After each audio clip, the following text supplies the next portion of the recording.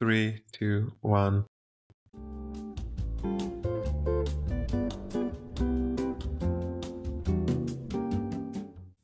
Hi, hello, and welcome to yet another episode of Yet Another Expat.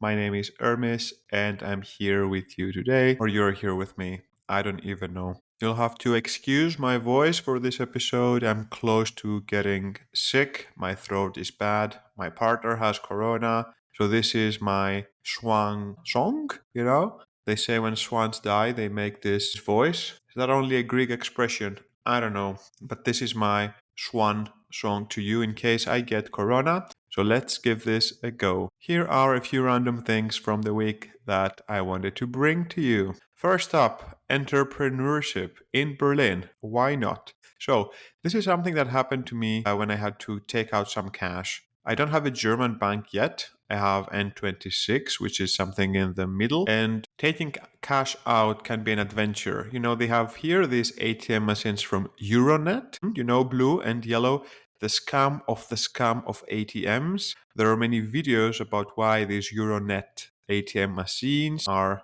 scammy, from the way that they treat the conversion rates, the way that they put the options trying to trick you, and from the fact that they always charge big fees. Now, I have a Revolut, that's the one I use here in Germany for my banking stuff.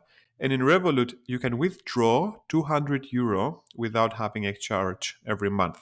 So imagine my sadness one time when I pulled 200 euro from a Euronet.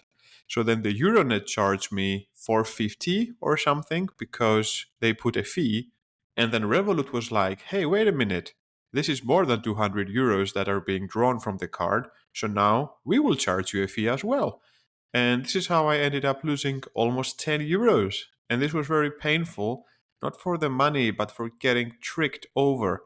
And this is why I take withdrawals from the normal bank branches. And I think the most known one in Germany, or at least in Berlin, is Sparkasse, or however it's called. It's red, it has a red arrow, it's a normal bank. So I try to find ATMs from this bank when I need to make a withdrawal. Now, this is what was happening a few days ago. I find the branch, I go there with my bike, and as I go to enter, there is a homeless person, most likely a drug addict. And I live in Neukölln, which is an area in Berlin that has a lot of drug users. Not that they're dangerous, it's just they're around, they're part of the landscape. So this guy is standing in front of the main entrance of the bank. Now, the bank is closed, so they don't do operations, but you still need to cross the door to enter the ATM area. So this person is standing on the main door that you need to pass through to go to the ATMs. And what he's doing is quite interesting. He's not blocking you. If anything, for every person that tries to go, this person just opens the door widely, welcomes them. So it's a bit of a surreal scenery to see as you try to enter the bank. You're greeted by a homeless drug user who is trying their best to look good, pushes the door, says, "Hey, welcome to this." I have to say that I admire this approach because it's very energy efficient. He's not going around to ask for money, going through the tubes, going through the U-Bahn, going in the streets. There is no walking involved. Very little energy is exerted. Now, what he does is that he provides a service. He's opening the door for you. And in a way, there's this false sense of protection that is like, okay, I got you. I got your back. You go in, do your thing with the ATM. I'm here holding the door. Okay. And I find that pretty fascinating because you don't know how to react to this, yeah, hobo opening the door for you. And the thing is, when you walk in, we don't know if you don't, I didn't give any coins. I was met with this surprise that someone opens the door at me and then at the state that they are and what are they trying to do. So when you walk out, though, when you walk out, everyone knows you have money now. It's clear you went in without money. Now you're coming out. You have some money. And I like this. Like this person has invented a job that doesn't exist and it can work. It's like the same people. If you go to some areas in Greece or in Italy or in other places, there is this kind of scam where people help you park quote unquote. So when you enter a public parking with free spots, there are people hanging out there, and as you go to park in any of the free spots, they come there and they start giving you instructions how to do it. And then they say, when you leave, they tell you that they will keep an eye on the car so it doesn't get damaged. That is their job. That is that what they say that they're doing. And of course, when you go back to take the car, you need to tip them. You need to give them something because they have been keeping an eye on your car so it doesn't get damaged. Damaged from whom? Is a very good question. But I think we all know the answer here. So they fake invent a job that is part-time intimidating, pretending to be this self-appointed parking lot worker for a parking lot that is free and open, and then they pocket the money they make, either because people felt genuinely guilty that they received some directions how to park, or because they are afraid and they need the helping in parking and keeping an eye on the car. So if you can create a need and then you immediately cover it, then you make money. It doesn't matter if people didn't know that they had this need before. As long as the need for the need is there and you are there to meet that with a service, then you're good. So kudos to my creative Sparkasse homeless person who decided that he is a bouncer for the ATM door. He greets everyone with joy when they enter and then hopes to receive something when they're out. I've seen this one more time, by the way, and this one time was in the same area during COVID.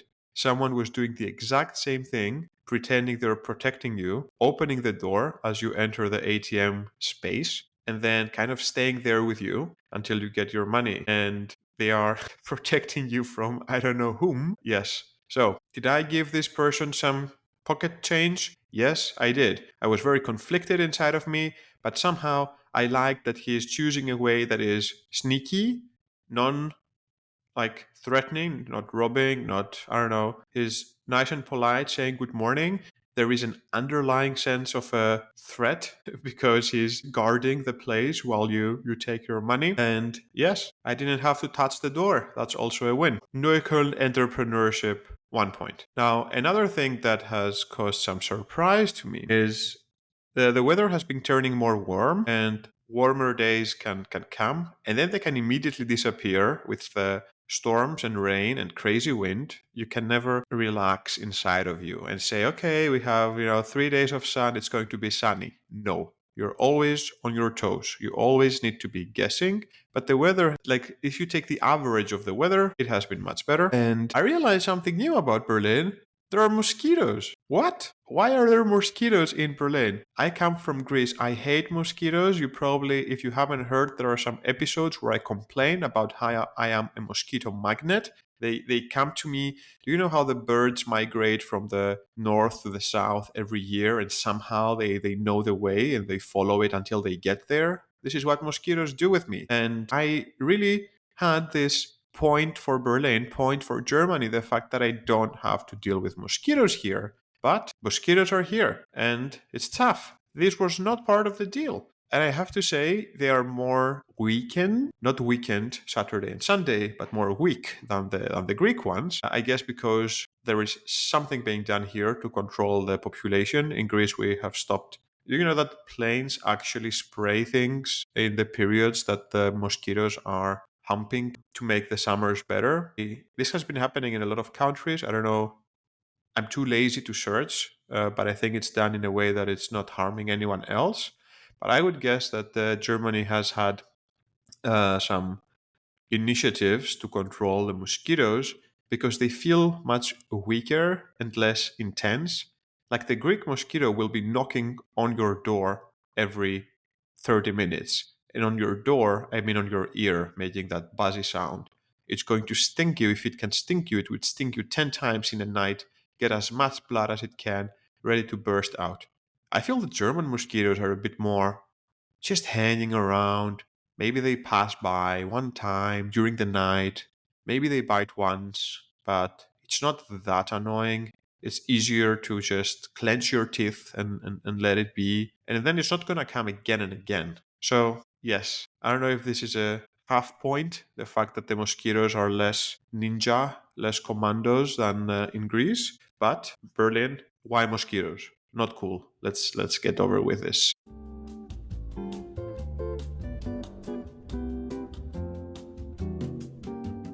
One more thing that wasn't part of the deal, I started using Walt and Lieferando a little bit more these days because I cannot cook all the time. And, when you enter this front page, they have these offers. And the offers can be check all the things with free delivery, check all the things with 2 for 1. And I'm like, ooh, 2 for 1.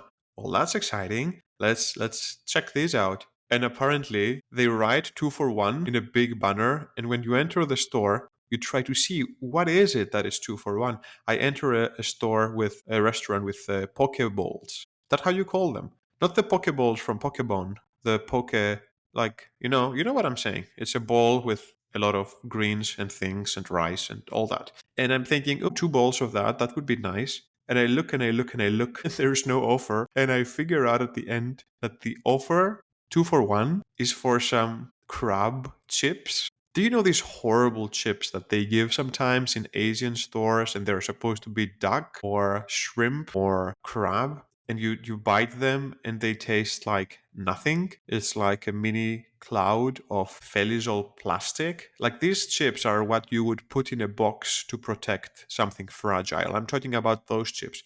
So they're giving the amazing offer of 2 for 1 for these chips. And this is why they get to be on the top of the world front page on the 2 for 1 deals. And this is something a lot of stores were doing. Like the 2 for 1 was a complete scam. They were not giving 2 for 1 for proper food or, dishes. They were giving 2 for 1 for something tiny, random, shitty, small, making it a hook. You're there and you say, oh, I get 2 for 1 fake crab chips, so why not buy the rest of the things? I wouldn't even eat the crab chips one time. If someone told me, eat a bag of these chips and get a free Pokeball, I think I would still not do it. Anyway, what's the point of this? You cannot trust anyone. That's the point of this. Walt, I've been disappointed. I will continue taking a walk to my nearest kebab shop. And by the way, when I go, there is this Turkish shop that we get. They have great soups, lentil soups, yogurt soups, and other things. And when I go there, they look at me and they start speaking to me Turkish, and I just look at them and blink, and then they look at me confused. They're like, okay, not Turkish. Then they start speaking Arabic, and I keep blinking, confused, and then they switch to German, and I still don't understand shit. So many times I've had this crazy question like, what are you? Because I'm Greek, so I look a bit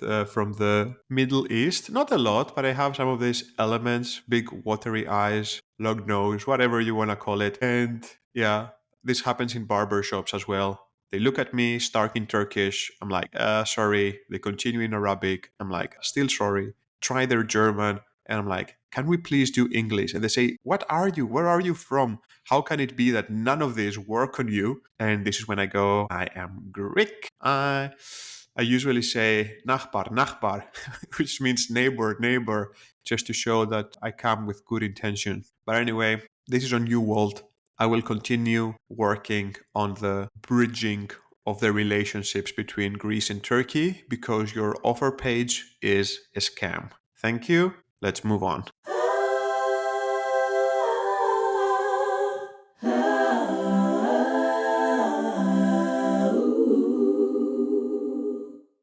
Now, I want to bring one more story. We've talked about the Boeing Airlines. I guess most of the world talks about Boeing Airlines at some point.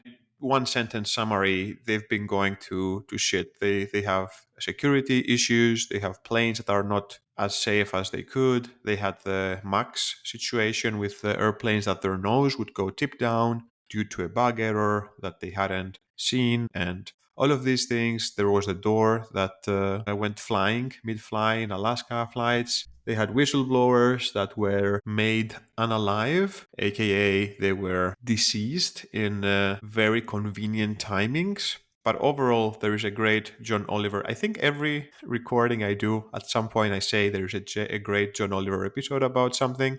But there is one about Boeing, and it paints the picture of how one of the best companies in the US and one of the landmarks of aviation and mechanics and engineering, has degraded into a shareholder satisfaction loop that only looks to add value to shareholders and not uphold to the standards that the industry has and that company had and that the world demands, basically. So, closing that parenthesis here, one more great chapter is being written in the Boeing history because they don't only fly planes, they also fly spacecrafts. They also do space missions.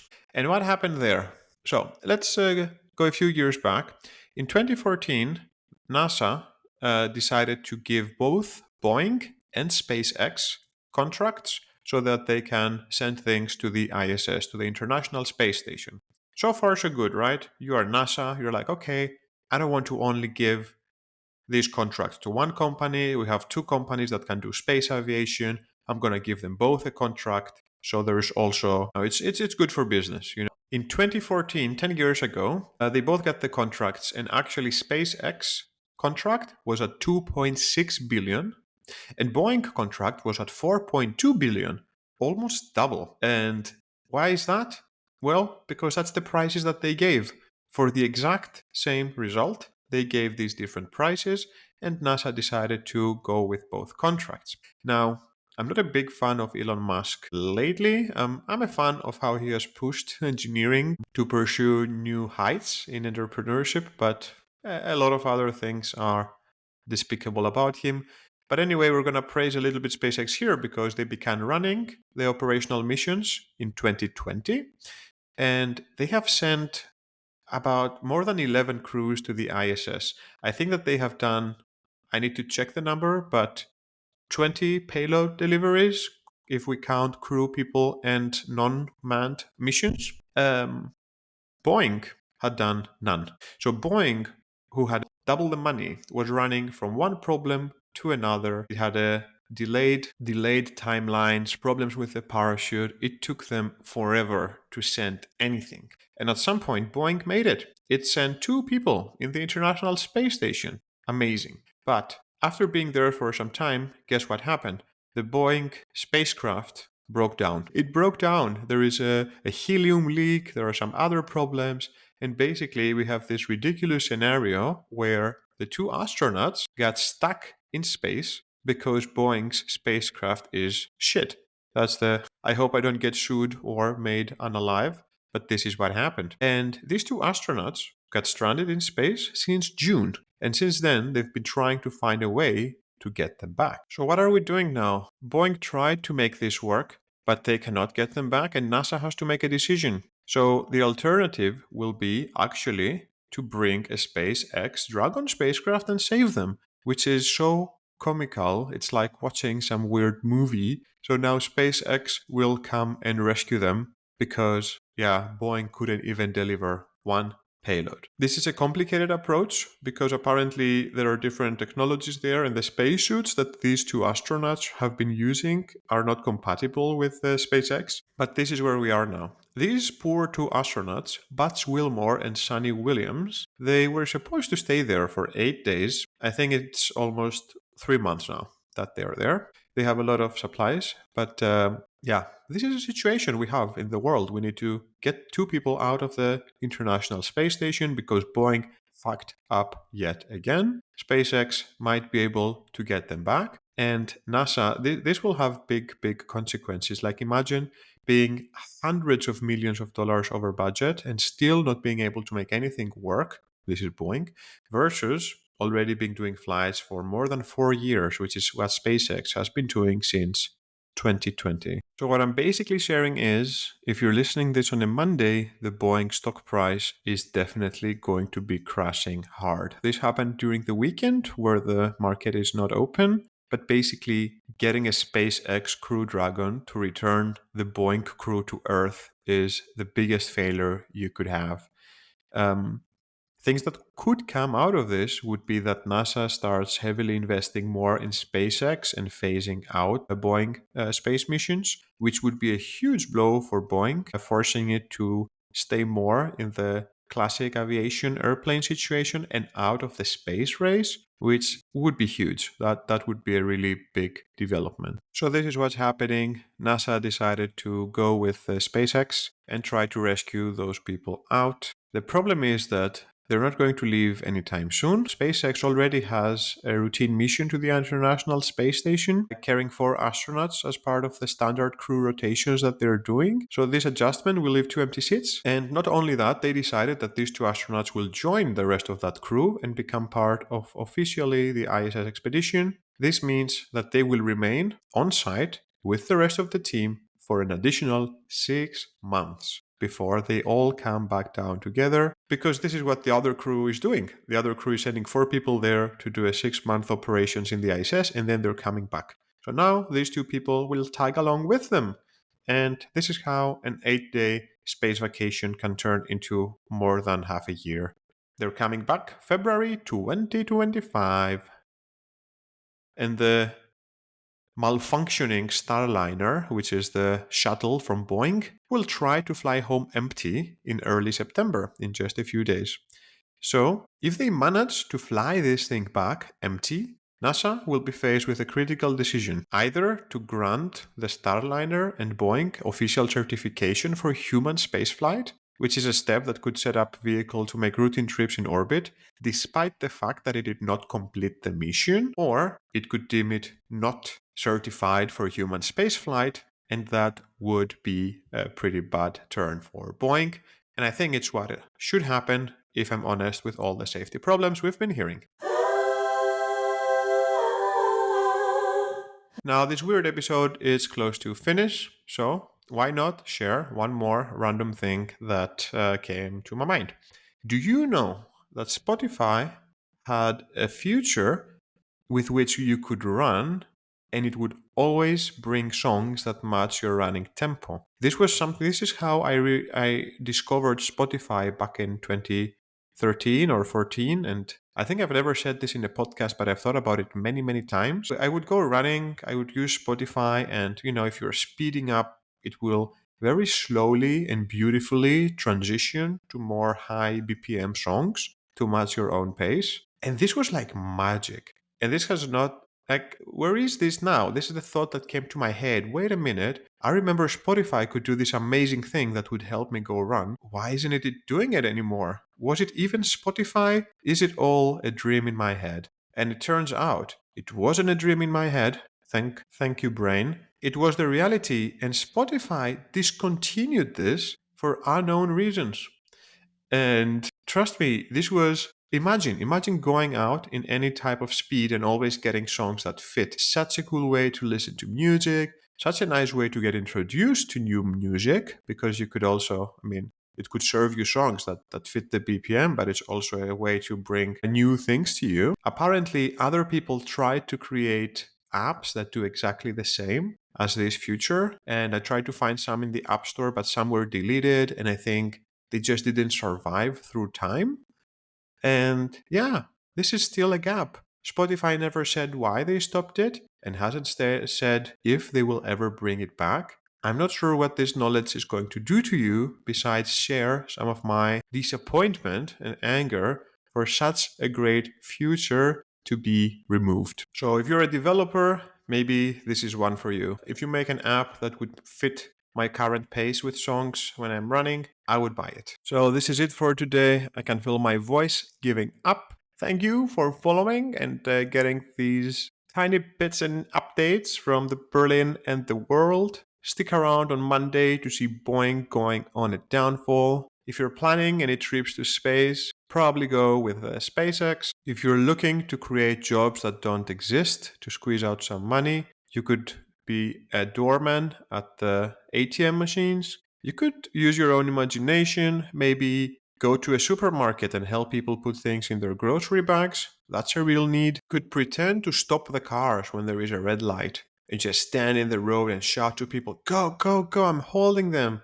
And also extend your hand for any change. Or just find a way to insert yourself in a system that already works, but pretend you're helping it work even more. Sounds like a good one. Okay, I'm tired. I'm getting sick. Thanks for staying by. This was one more episode of this glorious podcast, and I will see you next week. Have a good one. Ciao.